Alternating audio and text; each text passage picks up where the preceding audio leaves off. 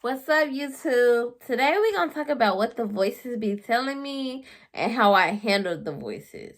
So we're going to dive right on into it. The voices basically call me fat. They call me ugly. I wrote it down, y'all, so I'm looking down. They call me stupid. They say we watching you. They say your kids are being molested. They call me Jesus. They say you are Jesus.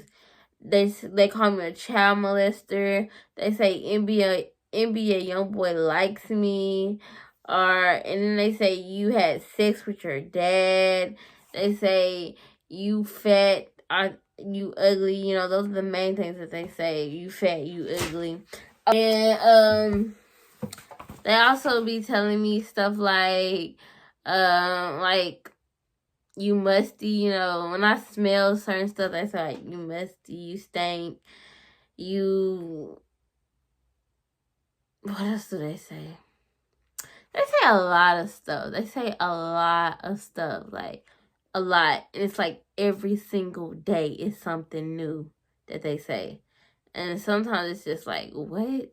They talk about how, they bring up old relationships in the past, like, oh, you did this to him or you did this to him and this is what happened with him. And it's like they just like want to bring my levels down so bad because of what I did in my past. But it's like, come on now. I did it. I know. I own it. I did it. I know. Like, you can't break my happiness, and that's one thing that I do is let them talk. I just basically ignore everything that they say because it doesn't define me. The words, the saying, it doesn't define who I am. I can be a new person every single day if I wanted to be. And that's who I'm becoming. I'm becoming someone new.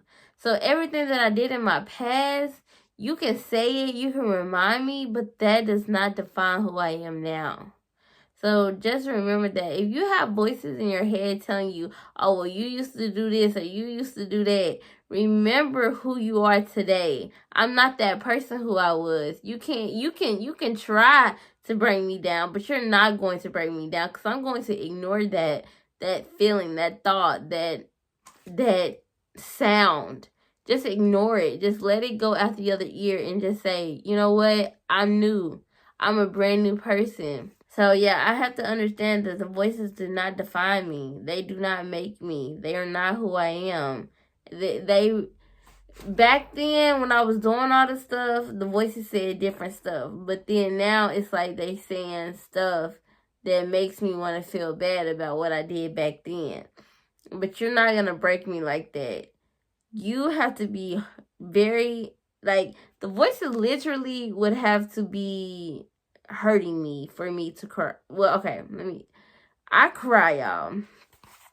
I cry. I was finna say the voices literally would have to be hurting me for me to cry, but sometimes it just comes out, and sometimes it don't come out. But crying is one way that I help with the voices, because when I cry, it pushes out those feelings, those emotions, and it's a release. It's just like a release of emotions when I cry. I also talk to God when I hear the voices. I say, God, I love you, and I don't talk back to the voices. I talk to God like I'm talking to the voices, but I'm talking to God. I don't say, like, if the voices call me ugly, I don't say, I'm not ugly, you ugly. I don't say that. I say, God, I know that I'm not ugly, and I know that I am beautiful. You created a beautiful human being. Like, I would say something like that to God and not to the voices. I used to talk to the voices when it first started, and I used to try to catch the voices on camera. It used to be real bad, y'all. But now I don't focus too much on the voices.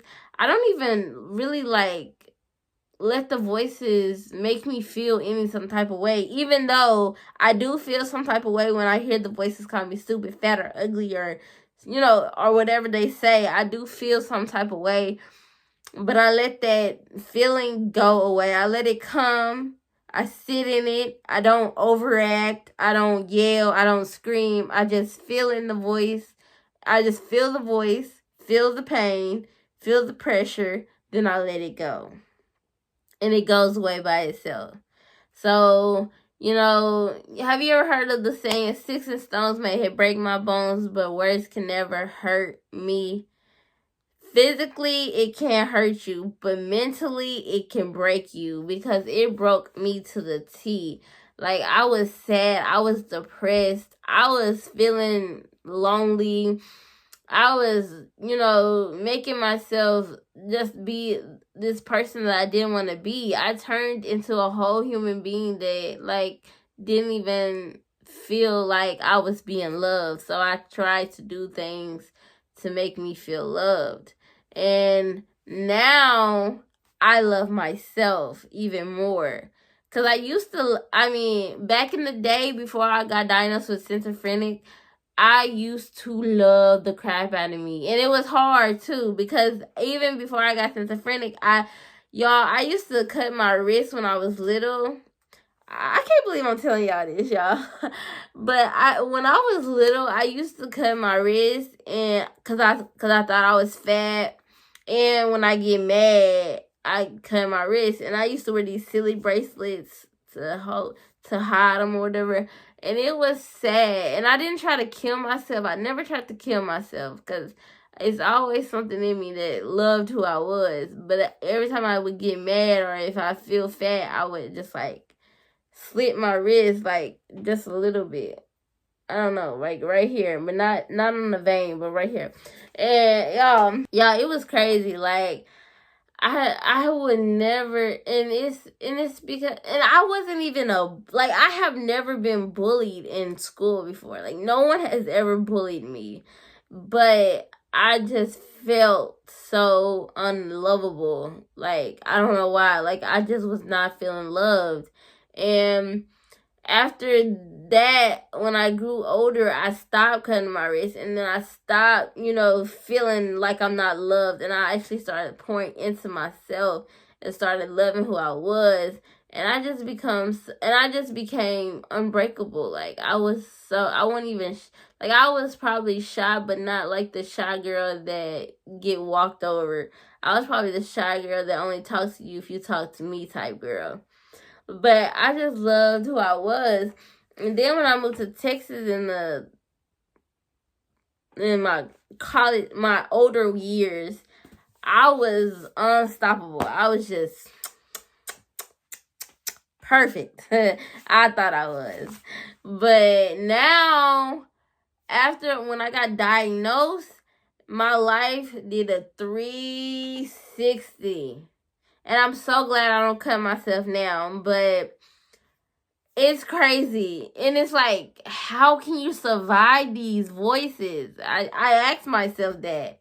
How am I surviving these voices? I'm surviving them because I trust in my God. Now, I'm not a Christian. I'm not a Buddhist. I'm not any type of religion, but I do have a God. My God is not the God that you think. He's not the God in the sky. He's the God that's everywhere. He's everything. He's connected. He's me. He's you. He's us. God is us. God is me. God is all of us. Okay? Everybody in this world is God. Everybody. Everything in this world is God. Everything. Everything is God. You also have devil, evil. Good is God. Devil is evil. You have bad things. You have bad people. You have bad food. You have bad toys. You have bad whatever. I don't know. I'm just making that up. But yeah, you have bad everything. That is considered the devil for me. So if it's bad, as in like having sex when you're married, that's the devil. Stealing, that's the devil. Killing, that's the devil. But if you love somebody, that's God. Sharing, that's God. Caring, that's God. Me, as a human, is God. Even a bad person that has stolen is God, but also it's the devil. It's a name. Devil and God is just a name. But we as a people are positive and negative entities. We are positive, we are negative. And we are God, we are the devil. All of us are.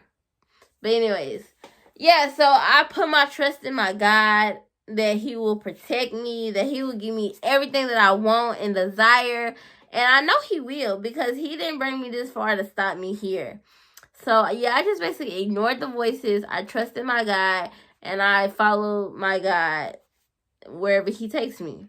So yeah, that's about it. I'll talk to you guys later. Love you.